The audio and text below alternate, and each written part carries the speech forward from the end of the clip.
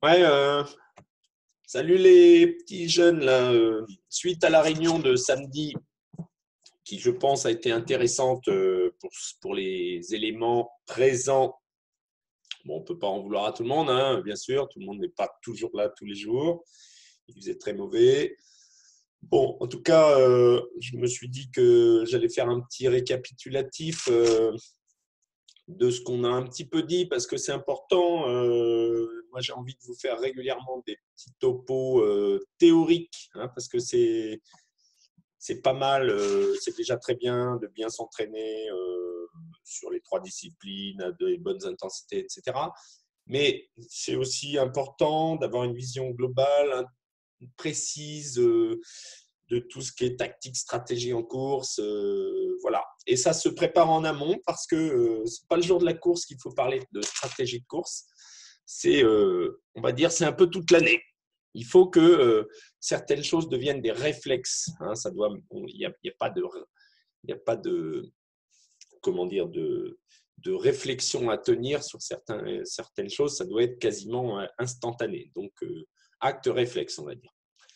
Donc là, l'idée, c'était de parler de tactique, stratégie sur les courses vélo drafting, enfin courses vélo triathlon ou duathlon drafting. Donc, on va aborder tout ça avec deux, trois petits schémas après. Là, vous allez voir. Donc, aspiration en vélo, les petites subtilités par rapport au vent, travers, vent de face, les côtes vent de face, les faux plats, vent arrière, enfin bref. Passage des bosses, hein, on va en parler, puis les relances, les virages, et se placer par rapport à tout ça en fonction de plein de de tous les petits paramètres qui existent. Voilà, bon. Tout d'abord, en préambule, hein, c'est important d'avoir l'idée, bon, même si tout le monde le sait, mais on ne se rend pas forcément compte à quel point c'est important. Savoir donc se représenter un peu ce que c'est que l'abri en peloton. Alors en peloton, plus le peloton est gros et plus les abris sont importants. Alors là, on a un petit schéma qui nous montre que donc c'est en pourcentage de résistance à l'air. Hein. On voit que le premier du V, là, tout au bout, il est 86% de résistance à l'air. Donc en fait, s'il roulait seul à cette vitesse-là, il serait à 100%. Donc déjà, le fait d'être en pointe d'un peloton, c'est déjà relativement favorisant. Hein. Ça crée une genre de couche limite qui offre moins de résistance parce que vous avez une masse derrière vous que si vous étiez seul. Donc c'est déjà intéressant de le savoir. Donc rouler à 40 à l'heure avec du monde derrière soi, c'est plus facile que 40 à l'heure tout seul. Voilà. C'est déjà une première chose. Bon, après, il faut se rendre compte d'après les chiffres que effectivement, très très vite, l'effort à fournir par rapport à la résistance de l'air est considérablement diminué dès qu'on se recule un peu dans le peloton. Hein, vous voyez qu'à l'arrière, là, ils sont à 5% de résistance à l'air. En gros, quand on est au milieu d'un peloton, si ça vous est déjà arrivé, vous avez quasiment la sensation de rouler derrière un bus. On est presque aspiré. Alors que à l'avant, les cyclistes peuvent être à des intensités, des puissances très importantes. À l'arrière, on pourrait presque être en train de pédaler à l'envers, voire de freiner un peu de temps en temps, sinon on va toucher la roue de celui qui est devant. Voilà, donc évidemment, l'impact énergétique n'est pas du tout le même. Bon, ça c'est pour en préambule, on va dire. Maintenant, on peut parler d'un cas de figure très simple où vous avez soit pas de vent ou un vent de face. Je dis soit pas de vent parce qu'en fait, si on n'a pas de vent, rien qu'avec le déplacement des cyclistes, on crée nous-mêmes du vent, bien sûr. On crée un vent apparent. Si on roule à 40 km/h, on a un vent de face de 40 km/h. Bon, c'est un vent apparent. Donc, par situation de vent de face, donc le système de relais est très simple. Le premier s'écarte légèrement les coureurs B et C, limite sans accélérer, se glissent et prennent la place du A, qui lui se replace en 3, en 4, en 10e position selon le nombre. Voilà. Alors, ce qu'il faut bien avoir à l'esprit, c'est qu'en fait, le coureur qui prend le relais, c'est-à-dire le B, ne doit pas réellement accélérer. C'est plus le A qui relâche. Alors ça, c'est valable à l'échauffement, quand on fait l'échauffement à petite allure, mais c'est aussi valable sur des contre-la-montre à haute intensité. Le A relâche légèrement, le B maintient juste l'allure.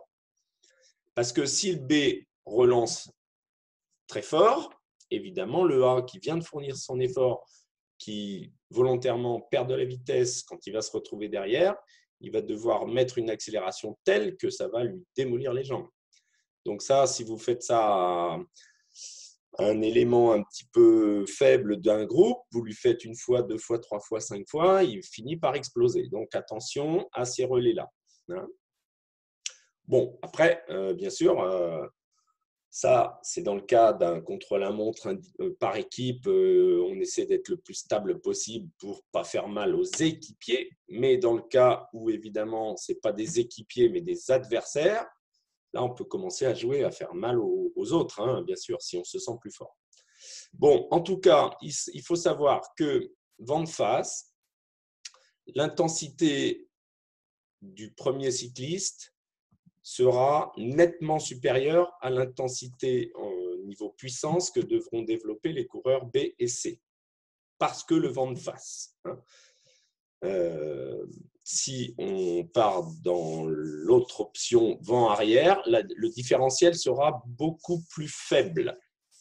Je vais prendre un exemple en parlant watts, même si les watts, ça ne parle pas grand monde, mais c'est pourtant ce qui est le plus révélateur. Si le coureur A exerce une pression de 400 watts sur son pédalier, le vent de face, avec un vent fort de face, le coureur B, lui, va peut-être exercer une pression de 250 watts, donc 150 de moins, presque moitié moins. Le coureur C, lui, sera peut-être à 180 ou 200 watts. Parce qu'en fait, ce qu'il faut retenir, c'est que par vent de face, A, même s'il développe une forte puissance, il ne roulera jamais très très vite, puisqu'il est vent de face. Donc, s'il est à 30, 32, 35 km/h, il peut être à une intensité très élevée. Celui qui est dans les roues à 35 km/h, finalement, il est presque, on ne va pas dire en relâche, mais il est très à l'aise. Voilà. Dans le cas contraire, on a donc toujours le même genre de déplacement, le A, B, C, qui vont vers le haut. Voilà, qui vont vers le haut. Avec là, on a par contre un vent arrière, c'est-à-dire un vent qui est dans le même sens que le déplacement. Alors là, le cas de figure semble être le même, mais ce n'est pas le même. Bon, ce qui est sûr, c'est que le système de rotation des relais, c'est la même chose. Le premier s'écarte et laisse glisser la file pour reprendre une place derrière, soit en 3, soit en 5, soit en 10, peu importe. Par contre, comme le vent est arrière, l'impact de rouler devant sera bien moindre pour le coureur devant. Je prends un exemple. On avait le coureur A à 400 watts tout à l'heure, vent de face, avec le coureur B à 250, juste pour pouvoir tenir derrière sans problème. Là, ça sera différent. Si le coureur A est à 400 watts, le coureur B, lui, sera sans doute obligé de mettre 360, voire 380 watts pour maintenir la roue du coureur devant. Ce qui a quand même un impact très important parce que là, on n'est plus du tout dans du repos quand on est derrière.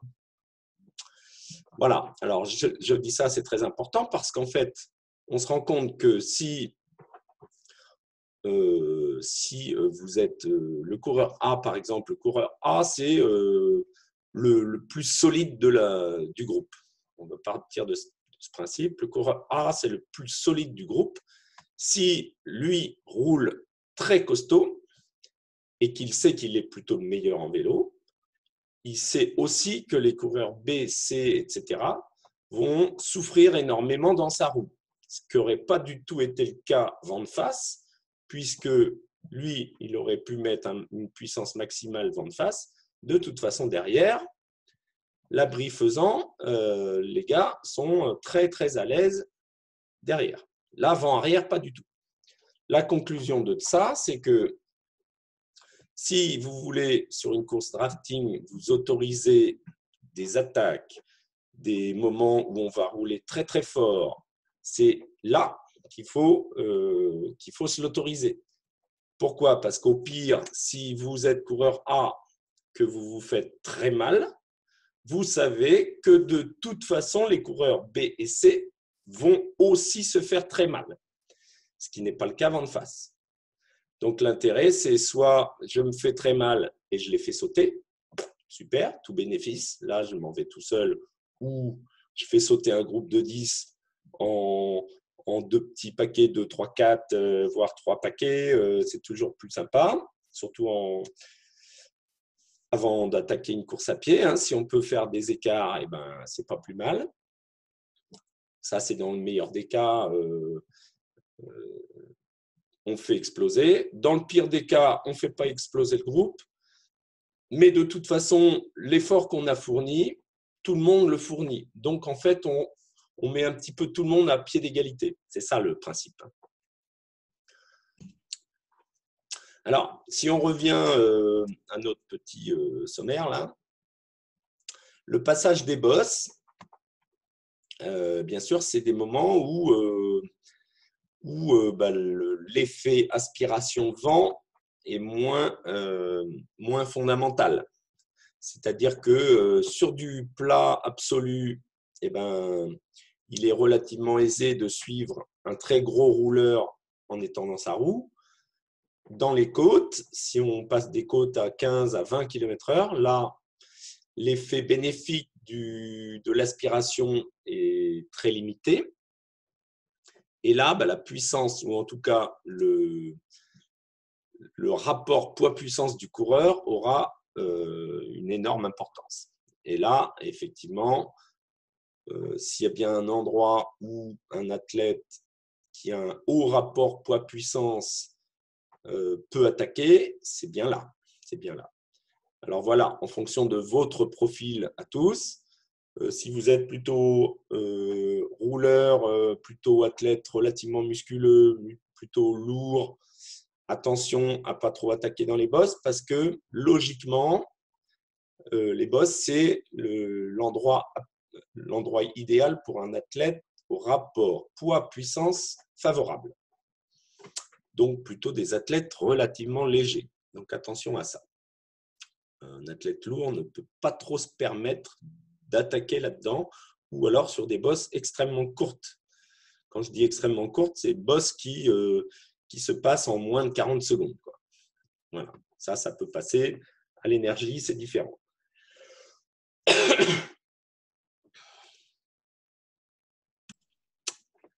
Alors, il y a les bosses ou faux plats, on va dire. En tout cas, il y a quand même des nuances à apporter là-dedans parce que passage de bosse, vent de face, évidemment, là, à éviter de se retrouver seul devant à fournir un effort très difficile parce que du coup, on emmène tout le monde qui eux, vont être relativement à l'aise et il est fort à parier qu'une fois arrivé en haut, eh ben, ils vont vous laisser sur place.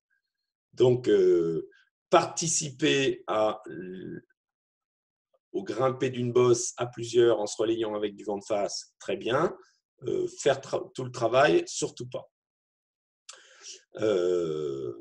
Deuxième chose, passage de bosse dans le cas opposé avec un vent arrière assez fort qui vous donne la sensation de quasiment avoir une main dans le dos qui pousse. Là, par contre, on revient un peu au cas de figure de tout à l'heure. C'est-à-dire que si vous êtes très fort, que vous avez en plus un rapport poids-puissance très favorable, là, il ne faut pas hésiter à rouler fort. Il ne faut pas hésiter à rouler fort parce que l'effort que vous ferez, de toute façon, tout le monde devra le faire. Et là, ce qu'il faut aussi savoir et travailler à l'entraînement, c'est que vent arrière, il est important de savoir emmener du braquet. Emmener du braquet, Je veux dire par là, descendre les dents le plus possible vers la droite. Hein. Ce n'est pas ce qui fait beaucoup de mal. Tant qu'on est vent arrière, on peut mettre vraiment de gros braquets et on l'encaisse bien. Encore faut-il s'y préparer un petit peu à l'entraînement quand même. Voilà. Dites-vous bien que sur des courses drafting, on n'est pas du tout sur des courses contre la montre, que ce soit individuelle ou collective, hein, parce que les contre la montre, on essaye d'être dans des allures de course les plus stables possibles pour être sur des plateaux d'effort et être capable de maintenir un haut niveau d'intensité tout le temps. Et c'est comme ça, grâce à la régularité, qu'on fait les meilleurs chronos à l'arrivée. La course drafting, elle, on ne s'occupe pas trop de ça. Hein, ce qu'il faut, c'est pas lâcher les groupes. C'est pas lâcher les groupes et c'est éventuellement faire péter les groupes. Voilà. Donc,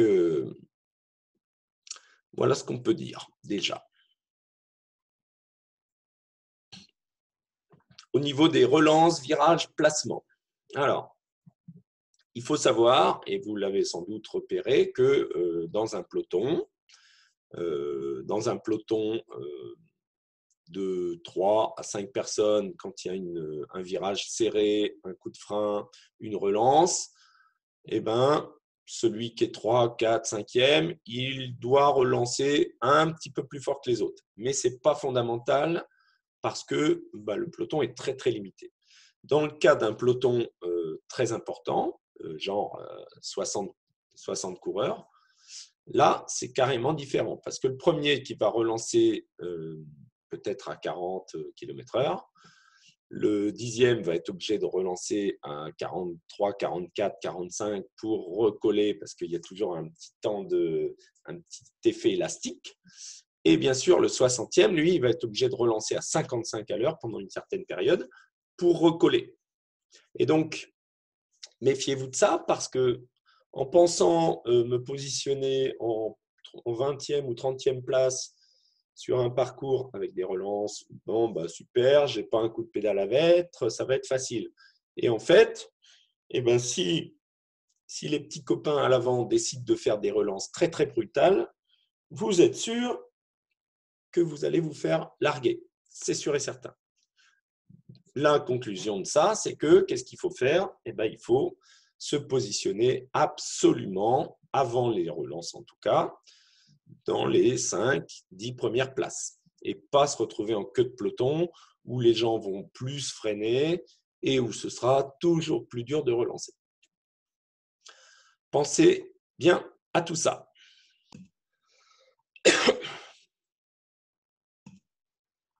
Donc, si vous avez bien tout compris, tout assimilé de ces quelques grands principes, maintenant, bon, je n'ai pas le schéma, j'aurais pu faire un petit schéma, mais on va essayer d'être explicite et ça devrait suffire.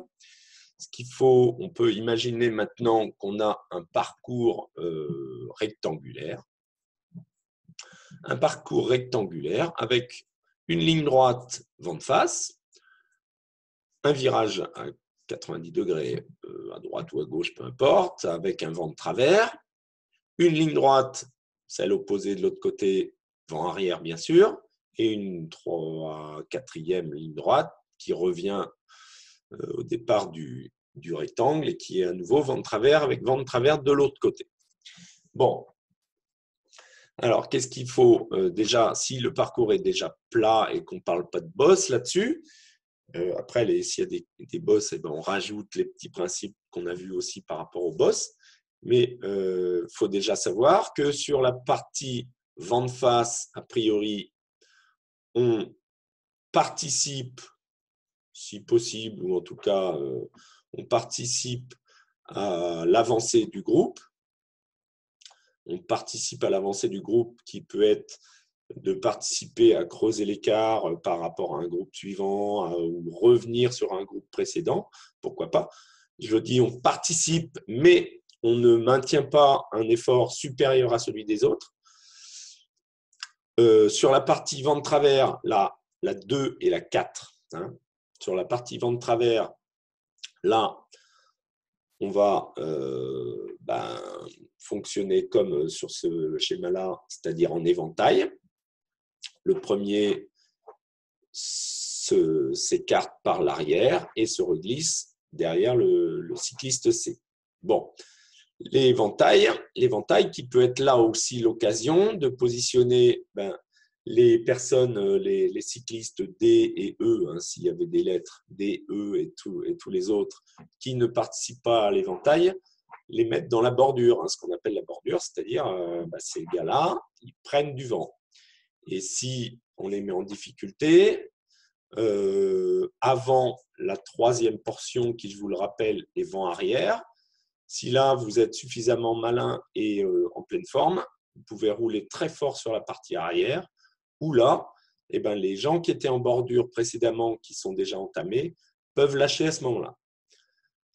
Ensuite, on attaque la portion 4 qui a à nouveau un vent de travers, système d'éventail, rebordure, et ainsi de suite. Et ce qui fait que, en fait, s'il y a un effort à fournir, il est principalement sur la portion vent arrière, où c'est là qu'on a le plus mal, normalement.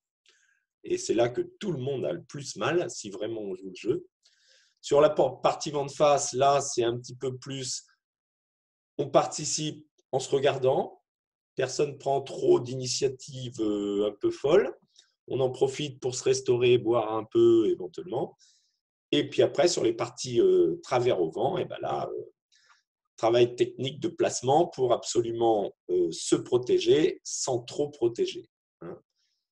Jouer à 3, 4 ou 5 maximum, et puis mettre un peu les gens, on va dire les feignants, les mettre un peu en difficulté pour que justement, le but, c'est pas de ramener tout le monde à la fin du vélo. Hein, on l'a compris.